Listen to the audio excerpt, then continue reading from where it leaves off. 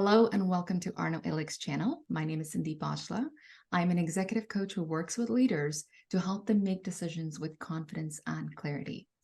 I have had the privilege of working and being friends with Arno for over 8 years, who is the author of his latest book, The World According to AI. In this conversation, Arno, there are so many nuggets across the book, but I have to share my favorite. May I? You certainly may. You'll see, I have hearts all over that. You say we cannot accelerate our learning faster than our experiences. That was priceless for me. Could you please elaborate on this for our readers who may or may not have yet explored the book? What do you mean by that? Let me share a story with you. Okay. So a few years back, there was this high-powered executive from a corporation who flew into Japan and went into a Zen monastery. And he said, I've got a weekend free, enlighten me. And the monk said, well, how about some tea? Oh, okay, and so he takes out a couple of cups and he pours his tea and he starts pouring the tea into the cup. And the cup is getting fuller and fuller, and the guy's starting to worry. And it overflows and it's getting on him, and he jumps up and he said, "What the hell are you doing?" And he said, "The cup is like your mind. When it's full, nothing else goes in." And that kind of stuck with me because a myriad of other things come out of that. And one of them is, we always try to want to learn something that is sort of almost out of our reach. And the reason is because we want to be smarter than the next guy. It's got nothing to do with us, right? It's our ego that's saying, I want to be enlightened. I want to do this. I want to do that. And the reality is you can't, any more than you can teach a child algebra when they're 3 or 4, right? They have no context in which to hold that. And it's the same with us. We can read books and, we can say, oh, yeah, I know about this. Well, no, you don't. You've read it and you've kind of understood a little bit. But as somebody once told me, understanding is a booby price. It's not the real thing. The real thing is experience. And the way that you get experience is you go out and you do. But you do, even within yourself, you cannot accelerate any faster than anybody else. I always refer back to nature, and I don't care how much water and how much food you put into a tree, it's not going to grow any faster, and it might kill it. And and equating that back to humans, a little knowledge is dangerous. Because the thing is we sometimes learn things, but we don't have a context in which to hold it, And so this is why I say things will come to you naturally, as you're going along life, you will meet the people that you need to meet to further you. It's not about looking for something, it's the intention that matters, right? And once you intend something, then you start to move in that direction. And you may find out that in moving in that direction, it's the wrong direction, and then you make a correction. But it'll take you to where you need to go, and you don't need to worry. That's the bottom line. Got it. So what I'm hearing is anyone who wants to learn and be an expert or grow first needs to have a beginner's mindset. That beautiful story that you shared about the executive in Japan, empty your cup, or have the humility to know that the cup is not full.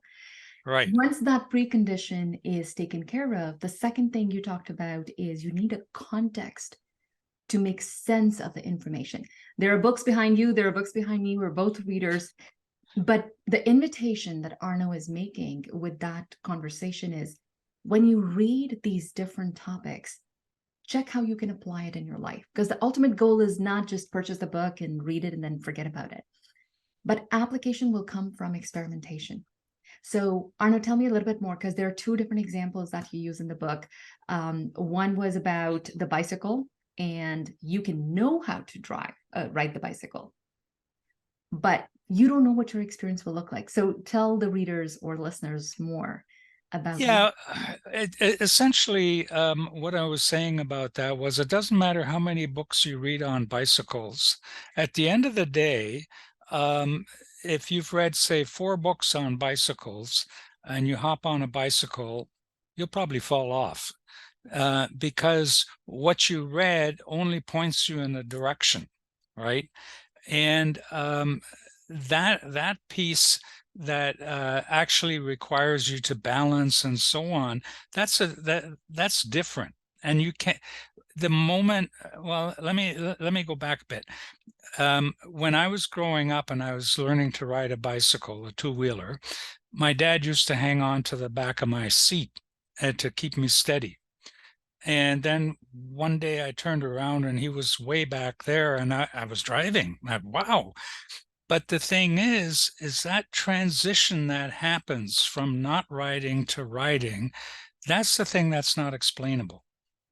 And it's the same thing when you're driving a standard automobile. When you start driving, you grinding the gears and doing all kinds of stuff. And when you're stopped at a light and your car rolls back when you start to engage it, those are things that you can't read about in a book. You can't listen to what the revolutions in your car are in a book. And so there are all these kinds of things that point you to a direction of you have to experience life. You can't just read about it. Yes, and it's beautiful that knowing, the true knowing, Yes. is a combination. Of course, understanding helps, but you have to know it for yourself through that experimentation. Well, and the thing is we all experience it differently. Yes. So what happens is sometimes we say, oh, you got to go on a roller coaster ride with me. It is the most fantastic thing ever. And you get on the roller coaster with me, and all you can think of is, how do I get off of this thing? How do I get? I'm stressed. Yeah, me too. That's me, definitely.